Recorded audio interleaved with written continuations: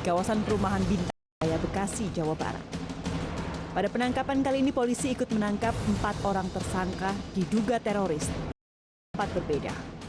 3 orang masing MNS dan seorang wanita berinisial DYM.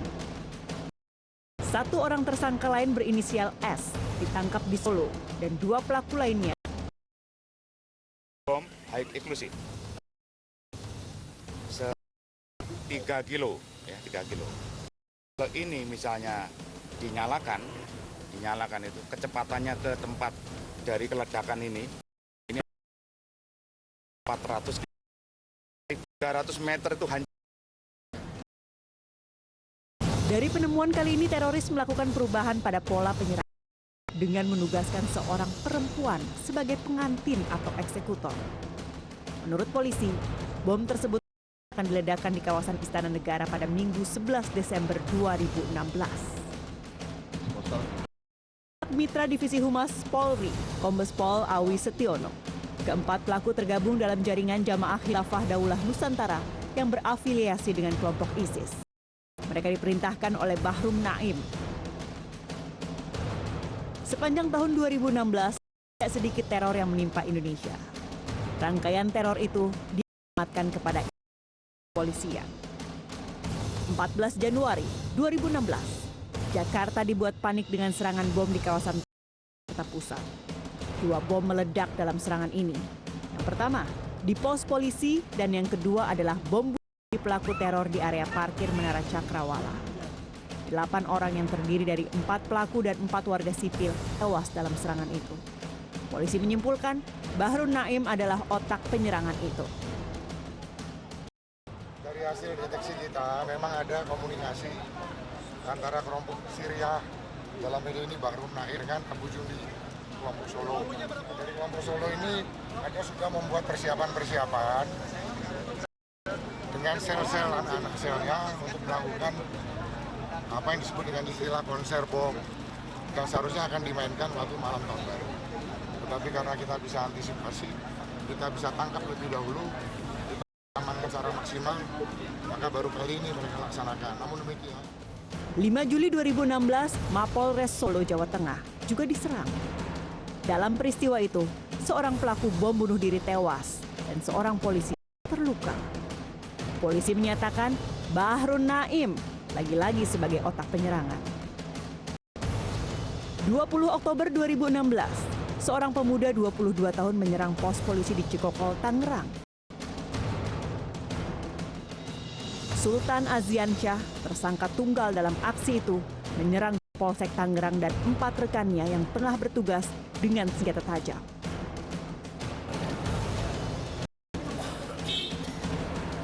Lima orang terluka akibat serangan itu. Selain sejumlah senjata tajam, dari tangan Sultan juga ditemukan stiker ISIS. Sejumlah serangan yang terjadi di Indonesia belakangan diduga terafiliasi dengan kelompok ISIS. Selain pemerintah, keluarga menjadi palang pintu pertama untuk menangkal pengaruh radikalisme dan ekstremisme. Suci Banjin, CNN Indonesia. Ya, terungkapnya aksi serangan teror kelompok Bahrun Naim membuka babak baru ancaman terorisme di Indonesia. Menjadi baru karena kali ini para kelompok radikal mulai membidik wanita sebagai eksekutor. Apa yang diinginkan sebenarnya dari sana aksi mereka? Lalu bagaimana bisa membendung paham-paham keras merasuki pola pikir generasi bangsa ini? Malam ini kita akan bahasnya bersama dengan Komisaris Besar Polisi Kombes Pol Awi Setiono dari Kabak Mitra Biro Penmas. Selamat malam, Pak Awi. Dan juga ada Pak M. Lutfi Zuhdi, Kepala Program Studi Kajian Timur Tengah dan juga Islam. Selamat malam Pak Lutfi. Selamat malam. Dan sudah bergabung bersama kami dari Surabaya, Jawa Timur. Ada Mas Harits Abu Ulia, pendiri dari CIIA atau Community of Ideology Islamic Analyst. Selamat malam Mas Haris. Selamat malam. Baik, Mas Haris, nanti saya akan ke Anda, tapi Anda tahan dulu. Kita akan mulai bersama dengan Pak Awi pada malam hari ini. Pak Awi, tentu kita apresiasi bagaimana kinerja pihak kepolisian untuk bisa menangkis ancaman-ancaman terorisme yang terjadi, utamanya yang ditujukan pada pagi hari ini harusnya, begitu. Tapi kalau saat ini Pak, setelah kemudian para tersangka ini diamankan oleh pihak kepolisian, sejauh ini apa informasi yang digali dari pihak kepolisian, Pak? Bagaimana kemudian mereka bisa bertemu dan cara-cara merakit seperti apa yang mereka lakukan? Apa informasi yang akhirnya digali oleh pihak kepolisian, Pak? Ya, memang ini kita masih berjalan ya, proses penyidikan. Kita terus melakukan interogasi terhadap para pelaku dan mengumpulkan alat-alat bukti ya di lapangan.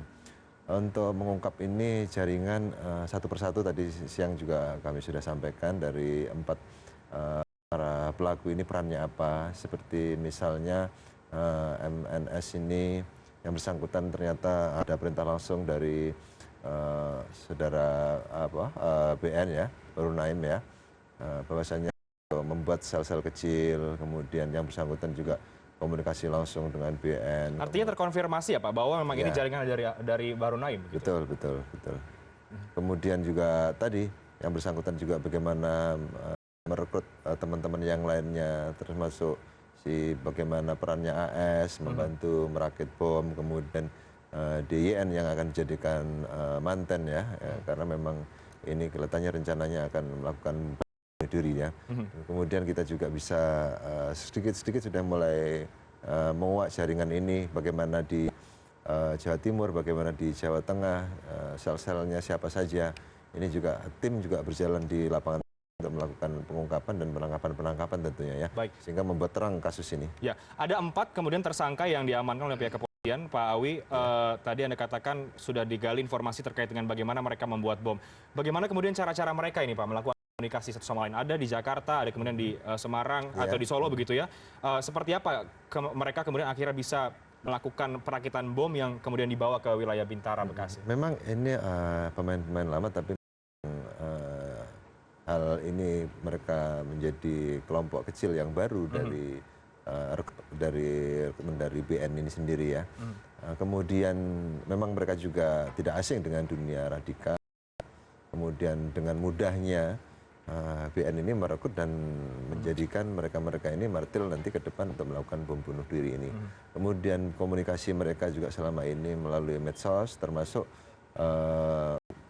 BN ini menggunakan aplikasi Telegram untuk memberikan guidance kepada anggotanya ini yang ada di Indonesia untuk bagaimana cara merakit bom, jenis-jenisnya apa aja, bahan-bahannya, kemudian bagaimana cara merakitnya itu langsung di-guide langsung dari Syria sana. Dari Suriah langsung.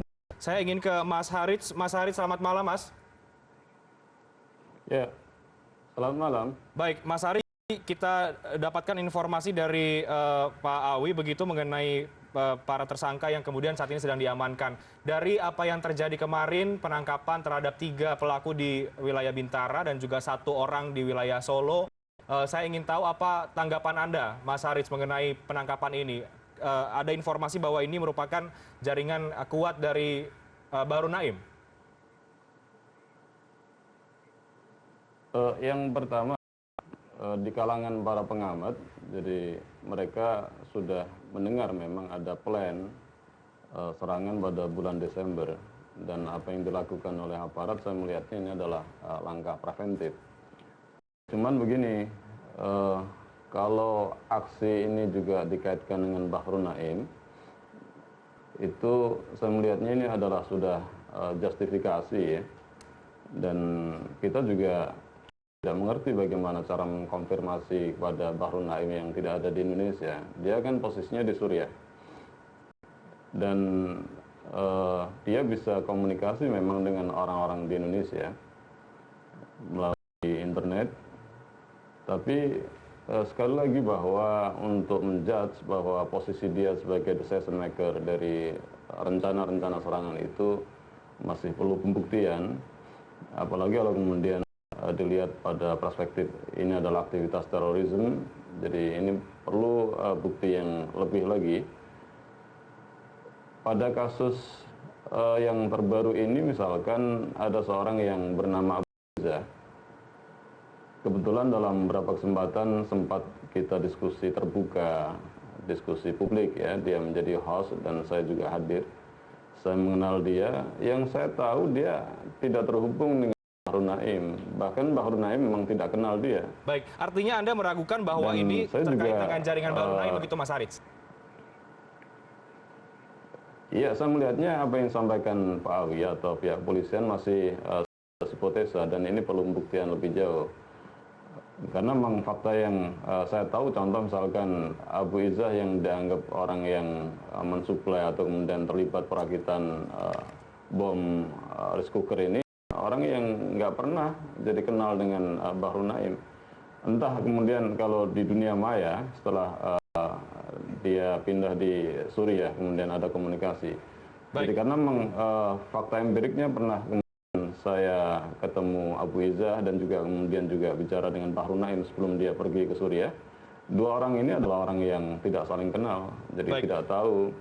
Bahkan kemudian saya meragukan kalau kemudian Abu Izzah itu punya kemampuan untuk merakit bom. Ini orang adalah tipikalnya adalah pendidik. Ini orang yang lebih sibuk mengkaji pengetahuan-pengetahuan Islam dan dia juga ada latar belakang pendidikan yang cukup. Baik, Mas Haris, tadi Anda katakan sudah memprediksi begitu akan ada serangan di bulan Desember atau mendengar ini. Sejauh mana Anda mengetahui kemudian ada dugaan-dugaan serangan pada bulan Desember dan mengapa kemudian Anda tidak mencoba untuk mengkomunikasikan dengan pihak kepolisian jika memang benar ada serangan yang memang akan dilakukan pada bulan Desember, Mas Haris? Itu persoalan pribadi ya, dan kita sudah sempat komunikasi dan diskusi masalah ini dengan beberapa pihak, dan tentu kita hanya sebatas memberikan masukan-masukan karena juga spekulasi bisa iya bisa tidak. Tapi dari analisa yang kita lakukan memang potensi serangan itu sangat terbuka pada bulan Desember pasca serangan pada bulan November kemarin di Samarinda. Itu yang saya tahu, dan pada akhirnya kemudian muncul peristiwa ditangkapnya beberapa orang ini. Baik, saya ingin kemudian membahas lebih jauh lagi nih terkait dengan nama Bahru Naim yang tadi juga diragukan oleh pihak dari Mas Haris begitu, Pak Awi. Ada tanggapan terkait dengan keraguan dari sejumlah kalangan yang mengatakan bahwa tidak mungkin atau sulit sepertinya dikaitkan dengan kelompok-kelompok Bahru Naim begitu, karena Bahru Naim sendiri ada di Suriah posisinya.